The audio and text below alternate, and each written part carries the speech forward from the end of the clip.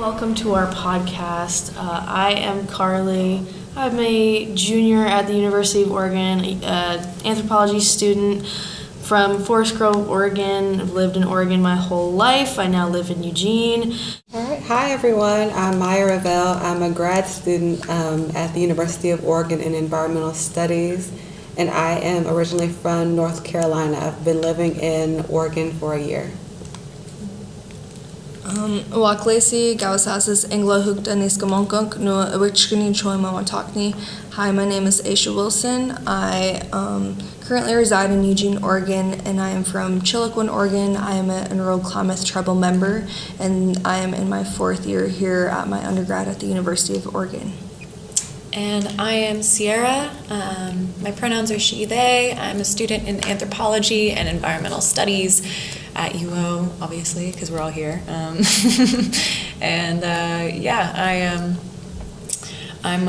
also in my fourth year, and my ancestry is Western European. I'm originally from Colorado and have been living in Oregon, Pacific Northwest, since 2017. So happy to be here.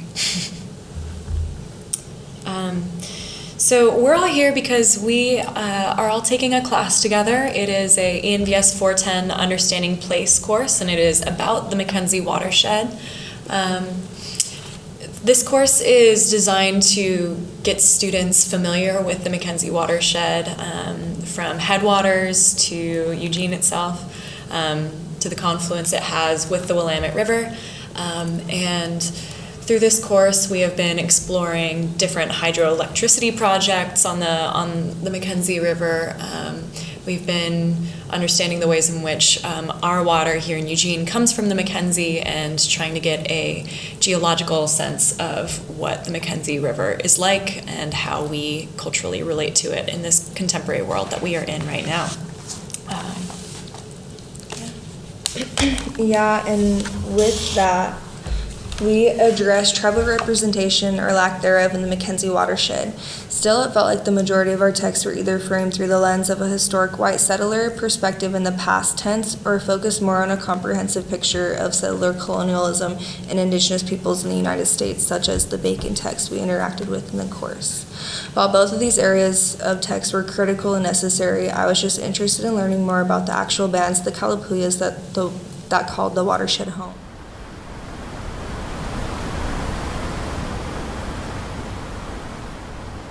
Throughout the course, we learned that the Kalapuyan, Malala, and Warm Springs would occupy this region.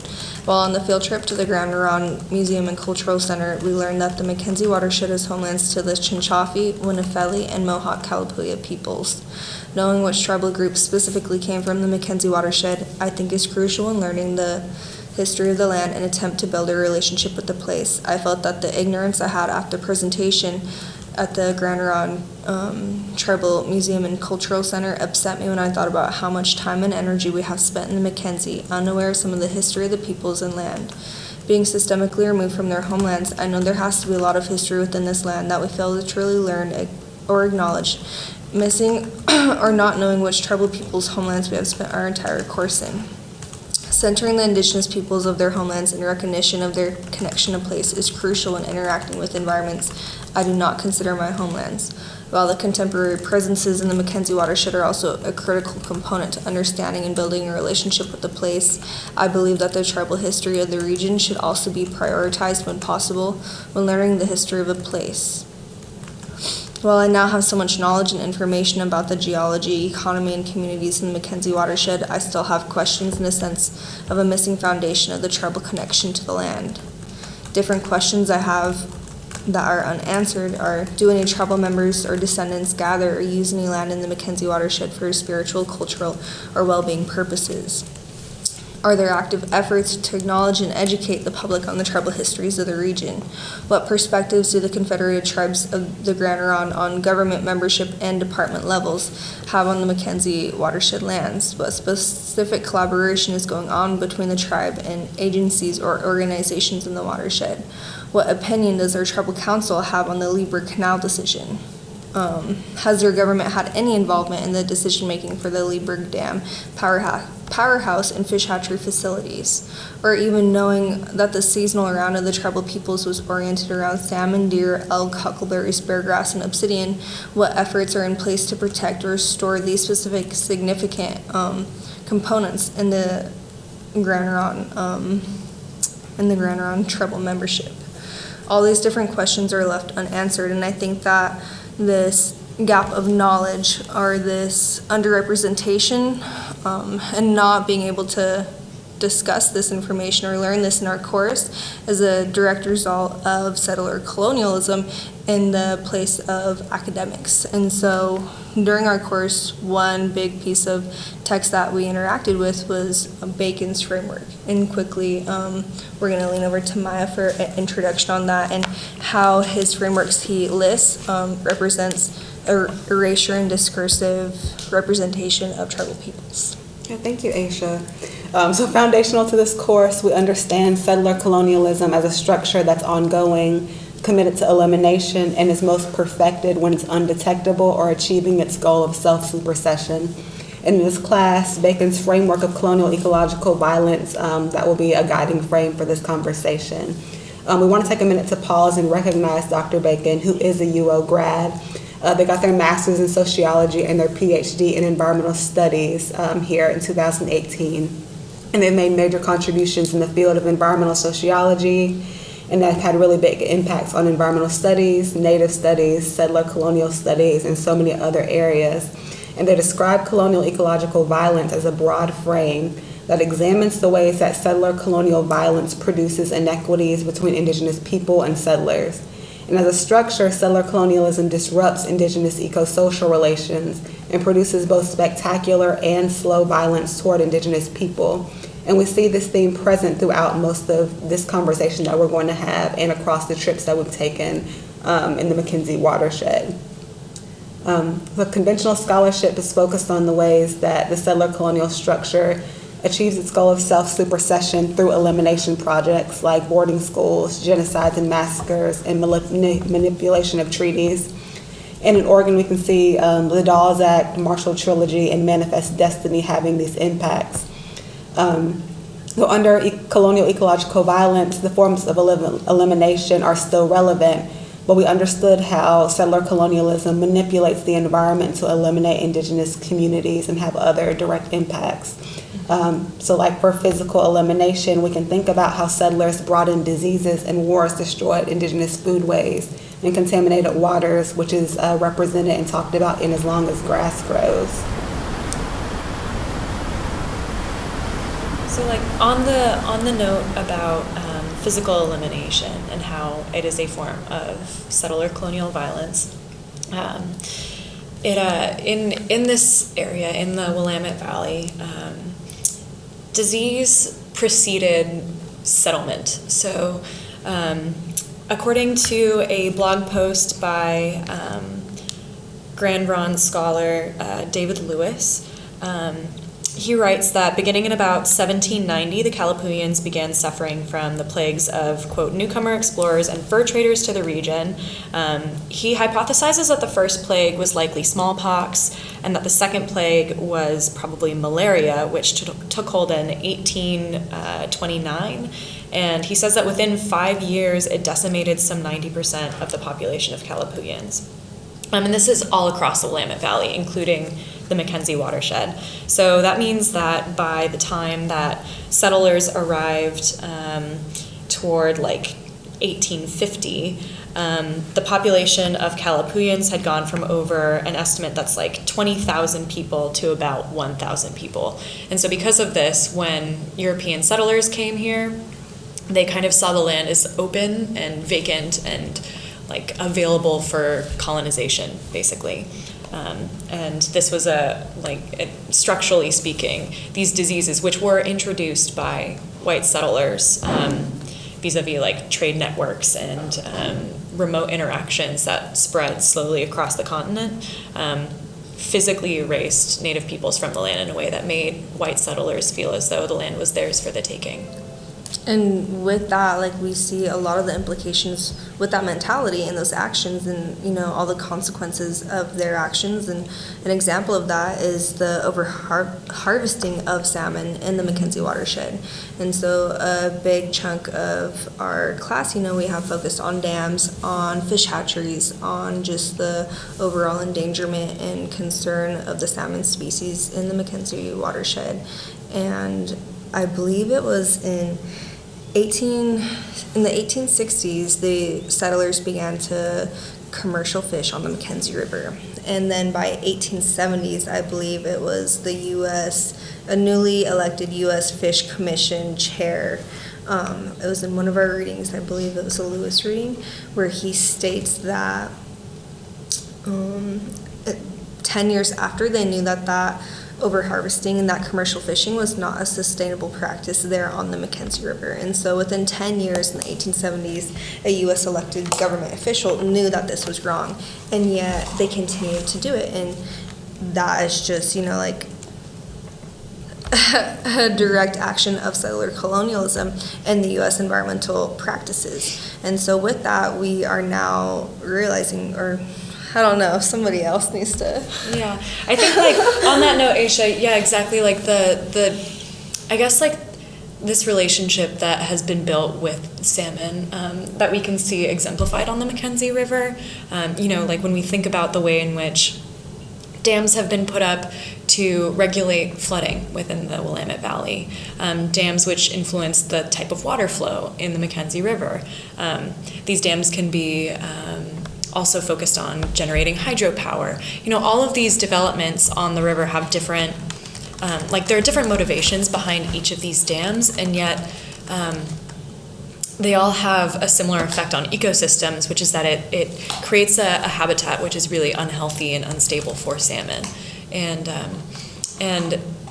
I believe by the 1910, I believe that they said that they were putting 500 million of artificially propagated salmon in the rivers here. Mm-hmm. And so, like, just that concept, like, taking a step back, in the early 1900s, after 30 years of overharvesting by settler communities, they were then already having to try and solve this issue that they have created. Yeah. And to go back to, like, tribal representation and existence in the McKenzie watershed, these fish had sustained these tribal nations since time immemorial, and previously there was 10 to 16 million salmon annually returning on the Columbia River. Mm-hmm. And so to just take a second and, like, realize, you know, the difference in those numbers and the difference in how tribal peoples would occupy the land in comparison to white settlers, and how, like you said, Sierra, it was like an abundance. And in that Lewis text, he states, surrounded by native abundance, those settlers acted as though the riches of nature were put there expressly for a people, an attitude that reoccurs throughout the history of the West. And with that, they have this attitude that it's so, like, it's for their taking. And then in relation to dams, it is difficult for them to accommodate fish, is what they believe. And so we treat these forms of life as if they are much less than. Yeah. And that is just a settler mentality, and it is wreaked havoc on the environment and in the courtroom as legal standing, you know. And so we can see these different connections, and while we look at this from just a general, like, person that values life, you know, you get a little concerned about the fish. Yeah. And not only that, but then to also realize that these fish were a big tribal cultural significance of, you know, these indigenous nations. Mm-hmm. It's just like an attack in all directions on the land and on the people and on the fish and the rivers and all the life in the McKenzie watershed. And I think, like, piggybacking off of the comment you made about settler mentalities, I do think it's been interesting in our explorations in the McKenzie watershed to see the number and the amount of resources that are going towards these restoration projects, which is really more so of like in my opinion, it's more of like a Band-Aid fix to address the issues that dams have caused as a part of the settler colonial structure here on the McKenzie. And I think that really speaks to our, like, the settler mentality of still being able to always fix things rather than to just address, like, like the roots mitigating of the it. damage rather than fixing the root. Right. Yeah.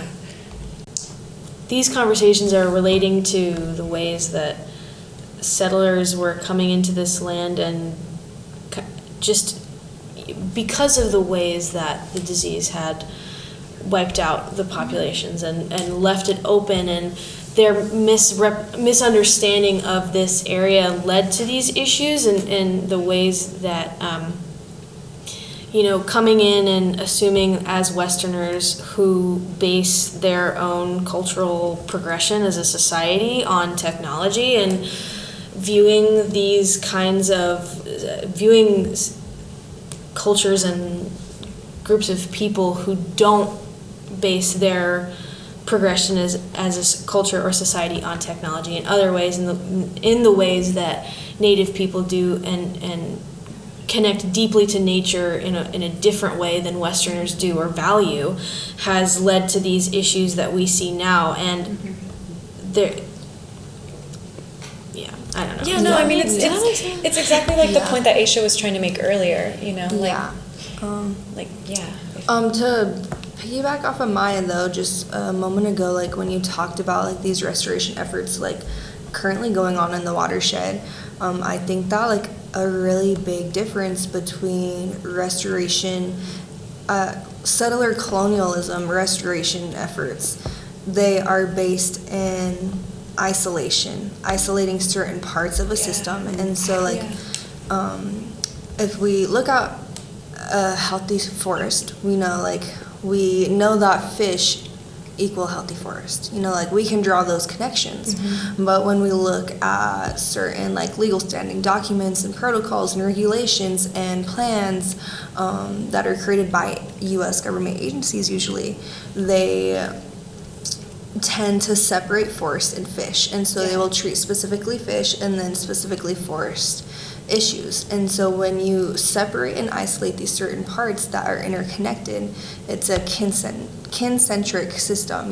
All aspects of the system give back. And so that is once again another settler like mentality and approach to these issues. And so that is just like one example of our failure to have like a holistic approach to restoration, and we face the consequences for not being able to step back and see the bigger picture and be able to have that collaboration and that worldview, I guess, on restoration. And that is exactly that stems onto Indigenous burning. And so, fish equal a healthy forest, and a healthy forest is also burned. And so fire is a natural element of the landscape, and it is something that, was naturally always there. And during the 20th century, the Smokey Bear mentality, which was a result of settler colonialism, then took that fire away from the landscape. And then we see all the consequences that has caused. And just in this class, we focused a lot on the Holiday Farm fire of 2020 and how detrimental that was for the Blue River community.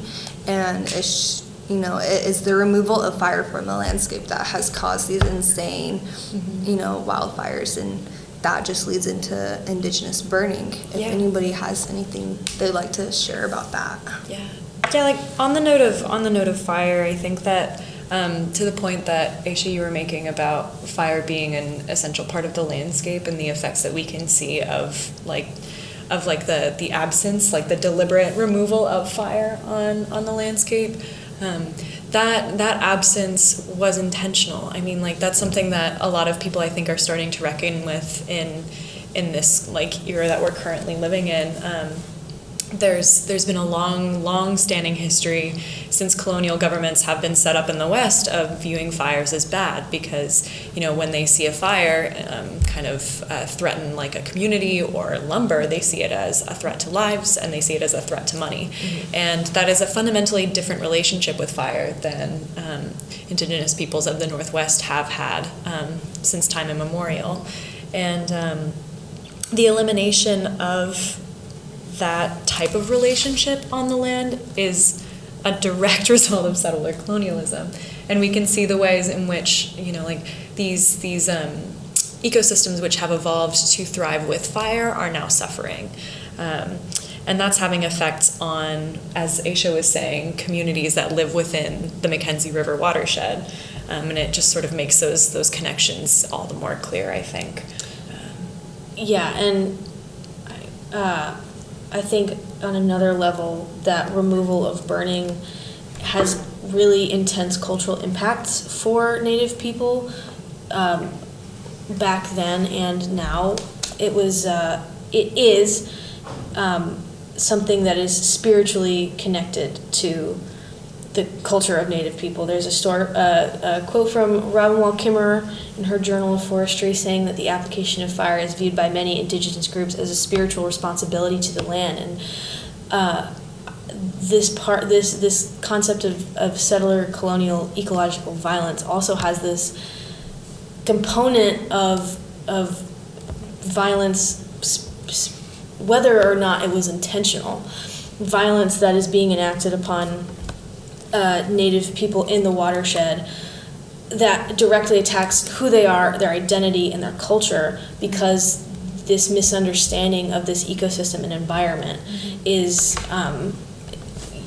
kind of waterfalling down to other things. It's a direct action of elimination, and it's a result of assimilation.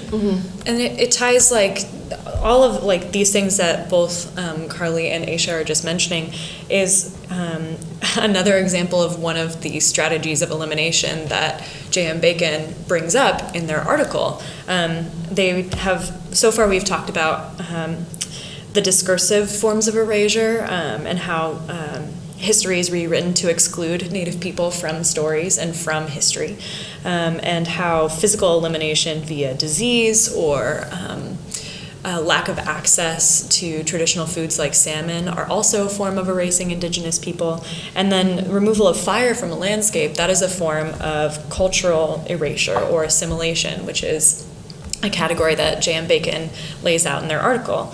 And furthermore, like on this idea of like cultural assimilation and how that can lead to the erasure of indigenous peoples, we've also been talking about how the creation of a reservation system and the relocation of indigenous people to these reservation systems is another form of cultural erasure, because you are therefore taking, I can't remember the exact like number of tribal bands that were moved into the Grand Ronde Confederation. A large amount. 27 to 35. Yeah. When we visited the cultural center, I believe they said like it wasn't even a concrete number. No, That's about 30. which is fucking erasure. Yeah, exactly. There were roughly 30-ish tribal bands that were relocated into one confederated group of indigenous people. I'm not sure what the like proper term for that It's is. just the Confederated Tribes of Grand Ronde. There you go. Yeah. There you go. The Confederated Tribes of the Grand Ronde. And in that process, you are homogenizing critically distinct peoples into one group, and that is a recipe for Settler colonialism. Exactly. And that promoted homogeneity, whatever that word is. Exactly. That is exactly. Oh my God! Exactly what the indigenous removal of the indigenous burning on the landscape is too. And so there's this one quote: "It's the loss of fire in the American landscape is inextricably linked to the history of the federal Indian policy that removed tribal people and therefore indigenous land management," which talks right into which leads right into that criminalization and making it just illegal to be Indian and assimilating people onto the reservation, and to lead to that. The Confederated Tribes of Grand Ronde, they were assimilated and their reservation was created in 1856. And so that is now leading into that fourth form of elimination that Bacon mentions, that political and termination form of elimination. That was super wordy with all the... But it was perfectly Makes sense. worded. And to backtrack a little bit, one of our classmates at the museum, we're still connecting to this idea of erasure, was asking why there's not a consensus on how many tribes were actually removed to the Grand Ronde reservation. And it's once again the erasure of these people through settler colonialism. It's not caring or not even really understanding these cultures and distinct identities enough to be able to distinctly name and list out exactly who went. It was this disregard for their their distinct identities and kind of lumping them into just like, quote, savages, you know. They don't care. It's not recognizing personhood. Right. You know? Yeah. Aisha, you bring up the incarceration aspects of the termination.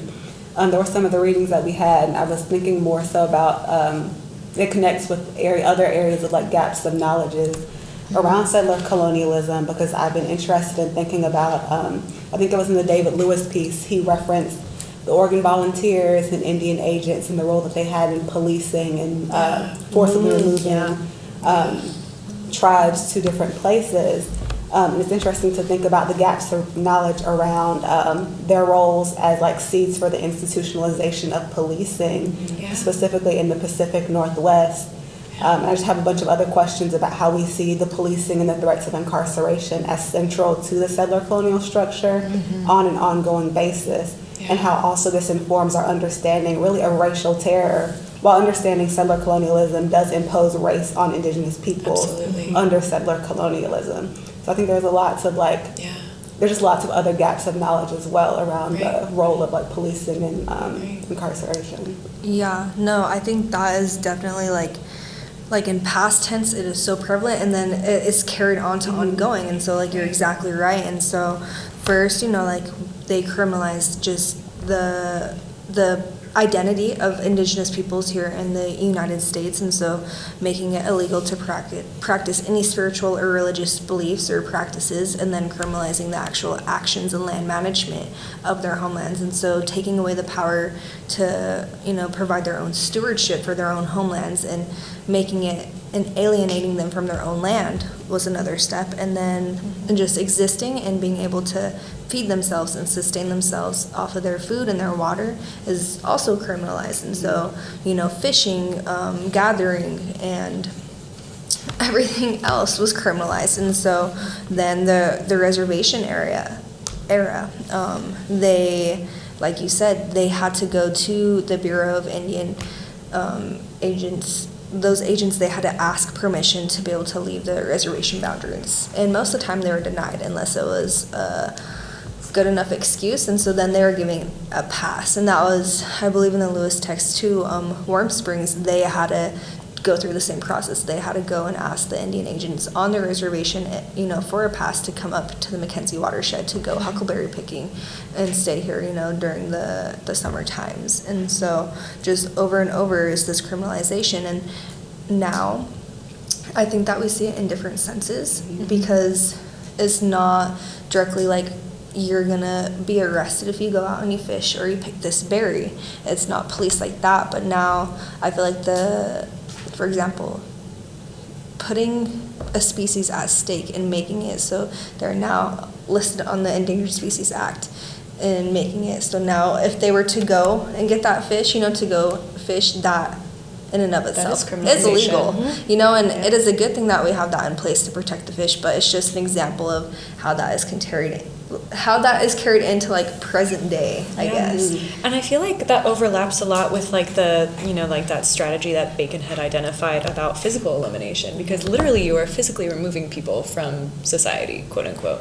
Like you are removing people from their communities, and you are removing them off of the land, because what is settler colonialism about? It's about acquiring land and occupying land.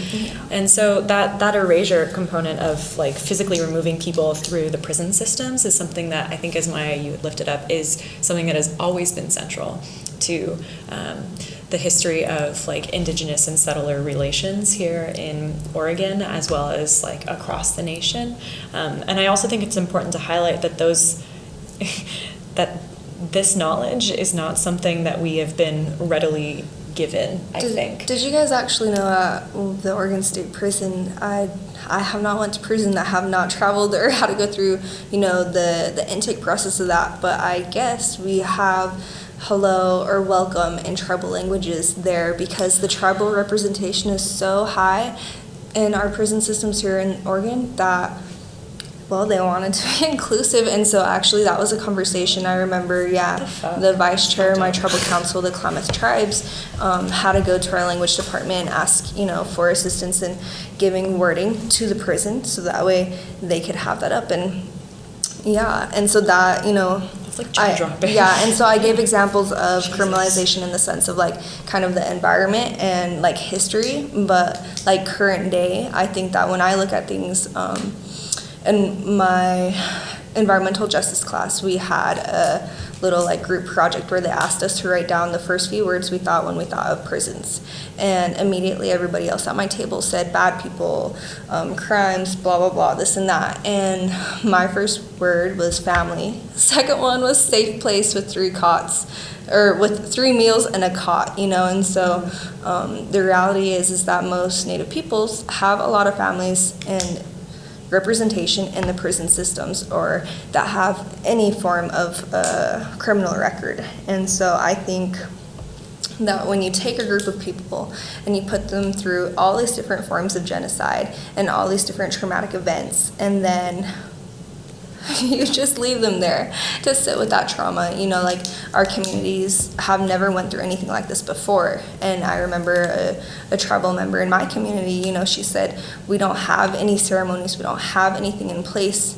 to support our people because we haven't had to go through things like this before. This is the first time we've had to fight museums to get our people's bones back, to put them back in the land that we came from for peace. This is the first time that we have an insane amount of people dying from diseases like diabetes. This is the first time that our native on native crimes have hit, statistic records. And so we don't have protocols in place to answer these settler colonial violences. And so then we have our communities turning to substances and other forms of abuse and just all these really unfortunate realities of our communities, and it's like a never-ending system that we can't escape. Everything is so interconnected, but if you look at it from the outside, you would think we're crazy if we tell you, yeah, our statistics and representation is so high in the prison systems because settlers came here, colonized us, put us on reservations, and made it so we cannot go out and fish and be with our families. But that is honestly the reality of it. And so it's really hard to try and connect these and validate these realities in the academic world because those lines are not linear and they do not connect, but it is very real and it is very connected. And so I think, I don't know, that was kind of a tangent, but yes, I really do appreciate and the points that you brought up, Maya. It makes me think about the tribal members that we met briefly at the cultural center up in Grand Ronde Territory up near Portland. Thinking about what it would be like to be a descendant of Indigenous peoples who are no longer able to even access their traditional lands. I was talking to a woman who I regretfully didn't get her name, but we were talking about land back and what it meant to her to go through the process of understanding land back in the Eugene area. And the conversation that I had with her was roughly just about having access to place, just being able to go there. And that's I can't understand what that feels like, but trying to understand what it would be like to even just be asking for a reintroduction to your home. I just can't. Yeah. I think that was my very essence of the failure to really acknowledge and we're building a deep connection with this place. But one thing that I thought about when I thought, I don't know the history of this place though, and the reason it was such an issue to me is my mom always told me all the trees and all the rocks around us have watched everything on this land. And this sounds weird, but she said, think about it. When you go out in these places, when you go to the woods, you look around because all these tall standing trees have been here for generations and generations, and they have witnessed everything that has happened on these lands. They have witnessed all the injustices, the violences, and just the existence though of our tribal peoples as well. And so they are the keepers of these stories. They hold these stories just like they hold the groundwater system in place, just like they hold the homes of all these animals, and they hold the acorns that these people exist and sustain themselves off of. And so when I think of that, I think of it in I go outside, I see this, I learn the geology, I learn the economy, I learn, all these hydrogeology aspects and attributes of the environment, which is crucial to understanding, how it works and operates today. But it also makes me look up and realize these trees that we're talking about have also witnessed all the people and histories on these lands. And with that, I feel like I must do the work to learn those histories on paper if, the people are no longer here to tell it themselves. And so I think, just putting in that effort, that intentional effort to really have that deep connection and understanding of the tribal peoples will then bring me closer to building that relationship with the land and being able to start, realizing and looking and understanding what that means to have a relationship with land that has this such heavy traumatic history attached to it as well, I guess. I appreciate that you're sharing these stories with us because I think it's very startling to hear a lot of that stuff, and it will be startling to a lot of people listening because Native history in general is just not taught and not talked about and ignored through, again, these modes of settler colonial violence on people. And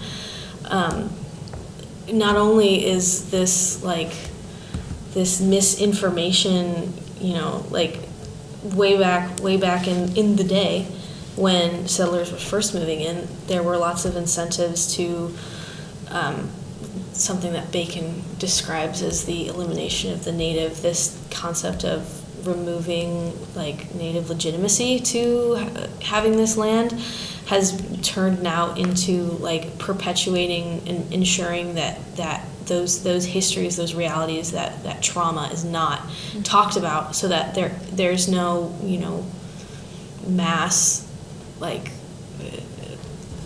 collective of people, non-native people who then are understanding this to give that land back to who it belongs to. It's the continuation of keeping it and ensuring that they are able to keep it.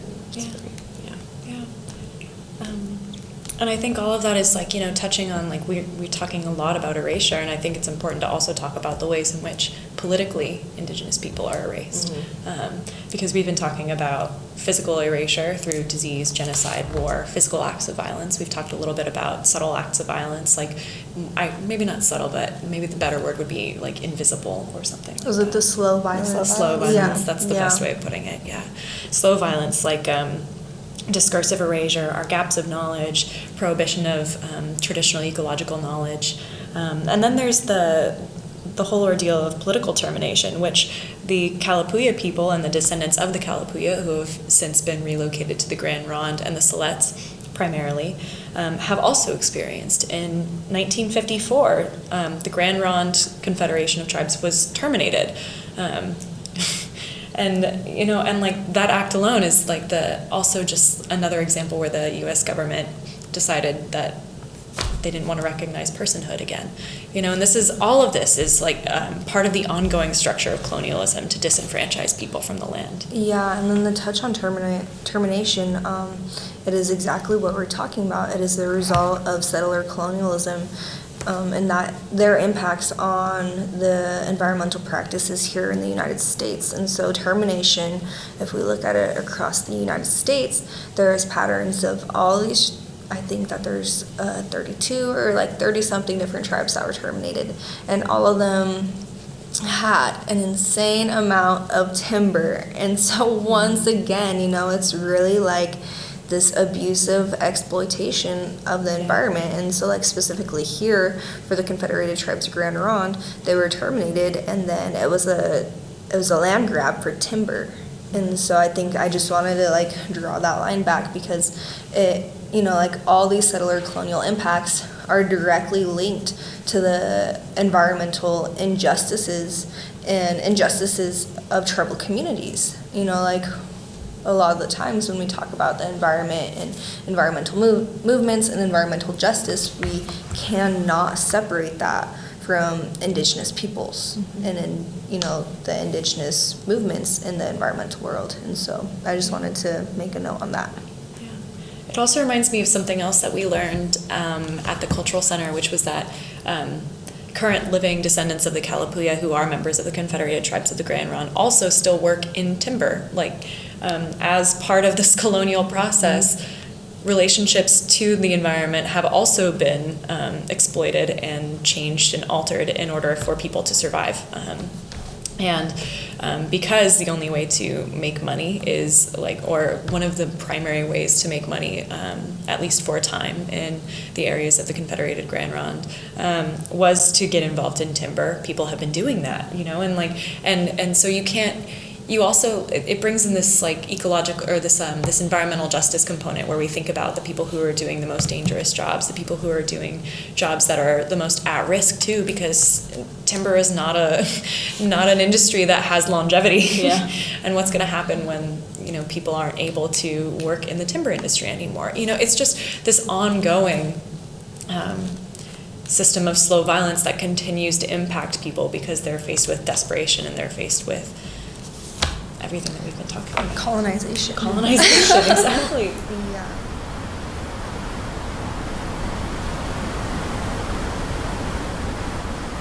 It's important while we're talking about political termination and the history of that on Kalapuya peoples, while we're talking about that, it is important to also recognize that the Kalapuya descendants and members of the Confederated Tribes of the Grand Ronde had their federal recognition restored in 1983. They continue to be a vibrant community, contributing to not only our cultural enrichment here in Oregon, but also to the world. And so we really don't want to put forward this narrative that the Kalapuya are dead and that Indigenous activism and resiliency has been extinguished in this part of the world, because it's absolutely untrue. So we just wanted to make that really clear, that despite all of these forms of erasure that we have been talking about, that Bacon alludes to, we are here talking about the Kalapuya today, and we are actively trying to figure out what has happened in this place that we're trying to build a relationship with. And we've been able to learn a lot more about the Kalapuya than I can confidently say that I knew before taking this class. Thank you for that, Sierra. It's definitely making me think about ETUC's discussion around suspending damage-centered narratives and one-dimensional narratives of Indigenous communities and other marginalized communities. It's also making me want to make sure we highlight some of the kind of collaborations and interventions and resistance for our listeners. And I know that land back is one of the most popular examples that probably comes to mind, which is really a big kind of demonstration of resisting colonial eco-social violence and disruption through advocacy and organizing for the transfer of decision-making power over land to Indigenous communities. And even here locally in this watershed, we can look at potentially some of the Leaberg Dam collaboration with tribal involvement, as well as the collaboration with the McKenzie River Trust and tribes acquiring land. And as well, particularly what I'm most interested in is the Grand Ronde's tribe work around decolonial mapping to produce counter-narratives and recenter indigeneity, which really helps to work against some of the more discursive eco-social aspects of the elimination projects that settler colonialism is working towards. Mm-hmm. And if people are interested in learning more about the Grand Ronde tribes, the Confederated Tribes of the Grand Ronde. It's infectious. It's hard. Work with decolonial mapping. They do have a YouTube channel where you can find the information, and it is actually named after their traditional newsletter, which we learned about at the museum that we visited. Yeah, and we can link that for y'all to look at, so don't fret. So since we're this class that we're taking is so place focused, we wanted to end off our podcast here with just some thoughts about our relationship to the McKenzie after at the end of our class time here. So I was just gonna start off and talk about the nature of this course allows us to go out and to the field and actually talk to people living on the McKenzie, and it really struck me just how special the McKenzie is to the communities living on the river. And it's unified all of these different towns, no matter what differences the people who live there they might have. It's the unifying factor among all these people, that it's something special that they all want to protect. And I think we, you as a listener and we as people need to move forward after listening to this podcast and talking about these things, of thinking about how we understand our relationship to the McKenzie as being very special, and the way that, Indigenous people at the time had that same relationship. And, so, yeah. Go to Sierra now? Yeah. I guess if I have to think about my relationship to the McKenzie after taking this class, I think I never really, on a personal note, understood how much my daily life is influenced by the waters of the McKenzie. That was something that was really, really influential to learn. I also never would have found out so much about dam management and electricity control and hydropower. Not my field of fun, but I feel like I've learned a lot talking to the people that we've been able to talk to. But I think it's also made it really clear to me what removal and erasure's impacts on a landscape can look like, because throughout this course we have mostly been talking to people who are non-tribal members, who speak about the history of the land in a very Eurocentric way, who say, we did X, our ancestors did X. And it's been really striking to try to ask the question, so what do your tribal partners think? And to have so many people say, I don't really know. And it's made me think a lot about my relationship to this place, and it's just been a big reflective moment for me, I think. And I am very grateful, though, that we've had so many opportunities, especially through this project together, to really dive into what erasure looks like, and to analyze that in a way that, honestly, I don't really feel like I get to in very many classes. And, I guess when I would think about what my relationship to place is after this class, like in the context of this class, I think that, like, on top of you, like, I learned so much about our drinking water, and the role that EWEB plays, and so I think that was a huge takeaway. Another is the complexity of the water system, and so, like, I'm from the Klamath Basin, and I know a lot about, like, the waterways there and how everything works, and so I think when I often, like, try to learn about another place I'm not from and I don't have that in-depth knowledge of, I end up doing, like, similarities and, like, mapping, like, how it's similar to the Klamath Basin. And so, like, with the spring fed and just, like, that sense of the class, I learned a lot, and I'm very thankful because I love that I have, like, a more in-depth knowledge of another water system now. And then another takeaway from this class was I had a lot of reflection too. I had a lot of thinking of, like, what is relationship with place? What does that look like? I know that it's not a linear thing. And so I think that at the beginning of the course, it was difficult because my relationship to land is significantly different from, other people's that come from a different worldview. And so I think, like, for a portion of this course, I struggled with that, like, internal, like, comparison and, like, that, not a debate, but it's just a huge difference. And so then it kind of made me take a step back and reflect as a student here at the University of Oregon, and just, like, relationship to place specifically after this course. I realized, like, my relationship to place is very unique to my own identity and the lands I come from. And so it is, it is shaped by the lands I come from. And so it is, directly, like, my identity. And I can't really walk away from that. But with the McKenzie, I can walk away from. It is not, within my identity, like, built into my identity. And so I think that just this course made me reflect on, like, who it was designed for. And so I just wanted to note that I had to step back and realize that this course is not really designed for a tribal woman, and so I realized, like, so many people took so many great things away from this course, and it was so amazing. I love the curriculum outline and the intentions and everything of it, but at the same time, it is designed for for the typical student that they're looking for here at the University of Oregon, which is typically a middle-aged white male.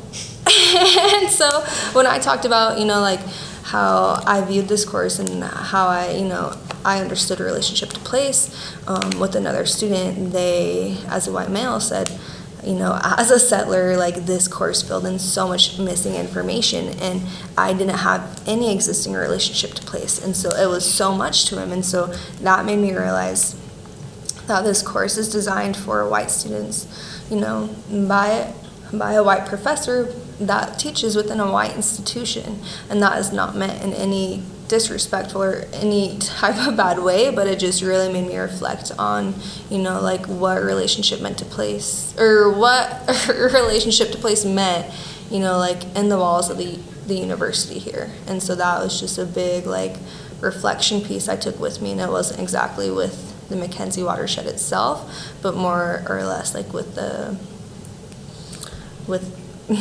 university. I don't know, but I just wanted to note that I don't really know how to word that and how to articulate that thought. So I apologize for that, but I hope that you get the gist of what I was saying. Yeah, thank you, Aisha. And for me, like coming from the South, I still don't know much about Oregon in general. I have not been here so long. I did not do a pre-visit. So I think this class I've learned a lot about the conventional aspects of place, like the hydrogeology of places like Fish Lake, which is ephemeral.